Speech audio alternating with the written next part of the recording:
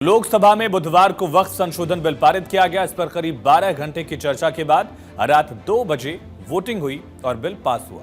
अल्पसंख्यक मामलों के मंत्री किरेन रिजिजू ने इसे उम्मीद यानी unified Waqf management, empowerment, efficiency and development नाम दिया।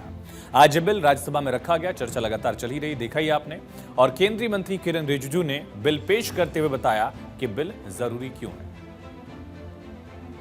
इम्पोर्टेंट हमने प्रावधान रखा है राइट टू अपील। इसमें कई लोगों ने डिस्प्यूट भी किया है, मैं क्लियर करना चाहता हूं।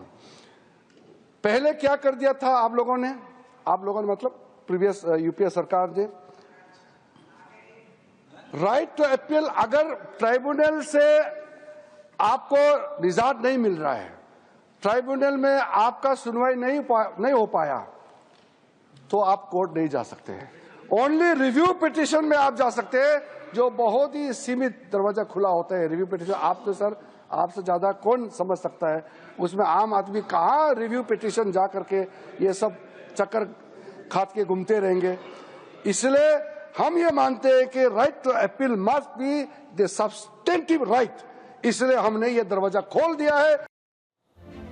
तो राज्यसभा में चर्चा जारी है, वार पलटवार चल रहा है। ट्रेजरी बेंच सत्ता पक्ष बताने में जुटा है कि वक्फ संशोधन बिल मुस्लिम समाज के लिए जरूरी क्यों है, तो विपक्ष के अपने सुर हैं। विपक्ष का कहना है कि संशोधन बिल मुस्लिम समाज के खिलाफ है। आज का दिन गरीब मुसलमानों के लिए, पसमानदा मुसलमानों के लिए, तलाकशुदा महिला बहनों के लिए, विधवा महिला बहनों के लिए, अनाथ बच्चों के लिए आज ऐतिहासिक दिन है। एक क्रांतिकारी परिवर्तन आने जा रहा है। पूरी की पूरी इस गरीब समाज, मुस्लिम समाज की आर्थिक और सामाजिक व्यवस्था में यह वक्फ अधिनियम क्रांतिकारी परिवर्तन लाने जा रहा है। आश्चर्य की बात होती है, इन 75 सालों के अंदर एक बार भी मुस्लिम समाज के संशोधन को लेकर, सुधार को लेकर के, एक गरीब मुसलमान की जीवन की बेहतरी को लेकर के एक बार भी किसी प्रकार के सुधार आंदोलन को इस सदन में लाने का काम नहीं किया। आज यह पहली बार है और हमें गर्व है अपने प्रधानमंत्री पर। जब 1995 में ये बिल आई थी और 2013 में जब ये अमेंडमेंट्स आए थे, जो आज भारतीय जनता पार्टी ये क्लेम कर रही है कि कांग्रेस पार्टी ने ये ड्रैकोनियन लॉस लाई थी, कांग्रेस पार्टी ने एक कम्युनिटी को अपीज करने के लिए लाई थी, ये कॉन्स्टिट्यूशन से परे है।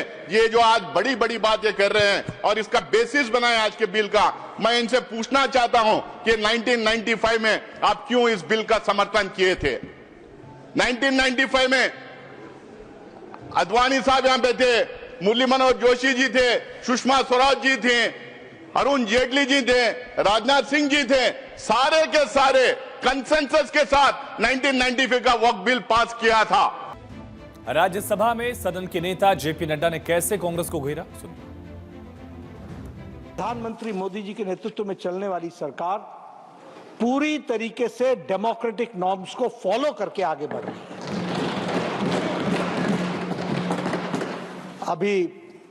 अब मैं प्रोसेसेस की बात करूं, नासिर जी ने उसके बारे में चर्चा की है, मैं भी उस पर चर्चा करूंगा। लेकिन जॉइंट पार्लियामेंट्री कमेटी आपने कहा, हमने जॉइंट पार्लियामेंट्री कमेटी बनाई 2013 में।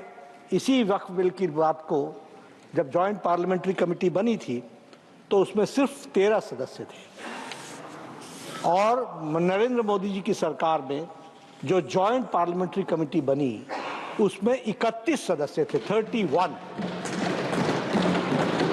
Just 1 3 and 3 1।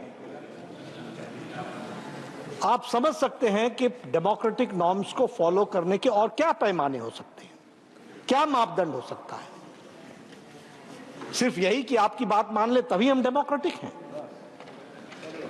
वाद विवाद तर्क पर होगा या कुतर्क पर होगा या जबरदस्ती होगा। लोकसभा में पक्ष और विपक्ष में खूब तीर चले। सत्ता पक्ष में बिल की खूब, दरअसल लगातार जो उपलब्धियां या फायदे थे ये गिनाए गए। विभिन्न विपक्षी दलों के सदस्यों के कड़े विरोध के बीच वक्फ संशोधन बिल लोकसभा में पास हो गया। अब राज्यसभा में चर्चा चल रही है, लेकिन लोकसभा में क्या हुआ ये समझिए। 12 घंटे की चर्चा के बाद जब वोटिंग हुई तो 520 सांसदों ने हिस्सा लिया। बिल के पक्ष में 288 सांसदों ने वोट किया, जबकि बिल के विरोध में 232 वोट पड़े। विपक्ष के सांसदों ने चर्चा के दौरान बिल के खिलाफ 100 से ज्यादा संशोधन प्रस्ताव दिए थे, लेकिन वोटिंग के दौरान विपक्ष के सभी संशोधन गिर गए। चर्चा के दौरान भी सरकार ने कहा कि अगर वक्फ संशोधन विधेयक नहीं लेकर आती सरकार तो संसद भवन समेत कई इमारतें दिल्ली वक्फ बोर्ड के पास चली जाती और कांग्रेस के शासनकाल में वक्फ संपत्तियों का सही से अगर प्रबंधन होता तो केवल मुसलमानों के लिए ही नहीं बल्कि देश के लिए भी ये तकदीर बदलने वाला फैसला होता। अब चर्चा राज्यसभा में हो रही है। उच्च सदन में नंबर गेम सरकार के साथ है, पक्ष में है। राज्यसभा में नंबर गेम की बात करें तो कुल मौजूद सदस्यों की संख्या फिलहाल 236 है। वक्फ संशोधन बिल को पास कराने के लिए 119 सांसदों का वोट यानी कि समर्थन चाहिए होगा और एनडीए के पास 119 से कहीं ज्यादा आंकड़ा है। फिलहाल किस तरह से बीजेपी यानी सत्ता पक्ष के पास आंकड़ा ही समझने की कोशिश करते हैं। कुल सत्ता पक्ष के पास 98 सांसद अकेले बीजेपी के हैं। बीजेपी की बड़ी सहयोगी पार्टी जेडीयू के 4 सांसद हैं, एनसीपी के 3 सांसद, टीडीपी के 2 सांसद और इसी के साथ जेडीएस और आरएलडी के सांसद।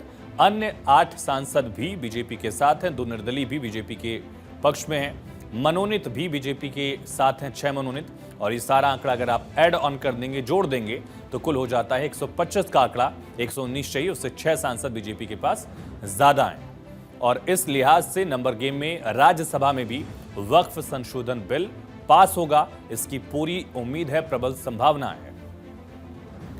अब आपको वैसी और पार्टियों को लेकर बताते हैं कि जिनका रुख अभी साफ नहीं है, यानी सस्पेंस बना हुआ। कुछ दल ऐसे भी हैं। बीआरएस केसीआर की पार्टी जिसके 4 सांसद हैं, एआईएडीएम के बीजेपी की पूर्व सहयोगी पार्टी रही है जिसके भी 4 सांसद हैं, 1 सांसद बसपा का भी है, इनका भी स्टैंड क्लियर नहीं है। बीजेडी को लेकर भी यही संशय था, लेकिन बीजेडी ने कुछ ही वक्त पहले ये क्लियर किया है कि वो अपने सांसदों के लिए कोई व्हिप जारी नहीं करेगी, यानी कोई बाउंडेशन नहीं है।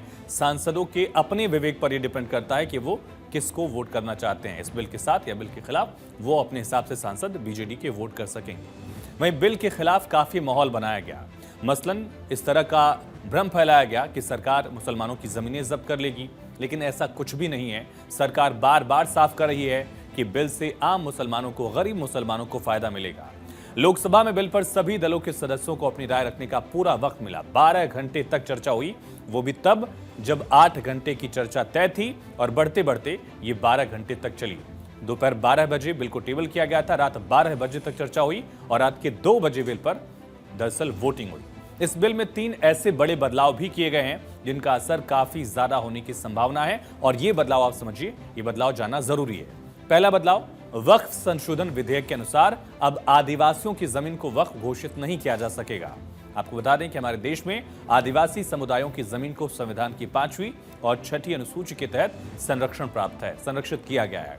अगर कोई जमीन आदिवासी समुदाय की है तो नए बिल के हिसाब से, नए प्रावधान के हिसाब से जमीन को वक्फ बोर्ड अपने कब्जे में नहीं ले सकेगा, यानी कि शेड्यूल्ड ट्राइब के लिए, एसटीज के लिए ये प्रावधान है। दूसरा प्रावधान जो है उसमें भी आप देखेंगे कैसे संरक्षण मिल रहा है। वक्फ बिल 2025 के तहत अगर कोई भी घोषणा संपत्ति दान करने की जाती है और वो प्राचीन स्मारक संरक्षण अधिनियम 1904 और प्राचीन स्मारक पुरातत्व स्थल और अवशेष अधिनियम 1958 के तहत आता है, इसके अंतर्गत आता है, तो वो अमान्य होगा। यानी कि एएसआई संरक्षित जमीनों को वक्फ नहीं घोषित किया जा सकेगा, यानी एएसआई के द्वारा जो संरक्षित जमीनें हैं उनको वक्फ के दायरे से बाहर रखा गया है।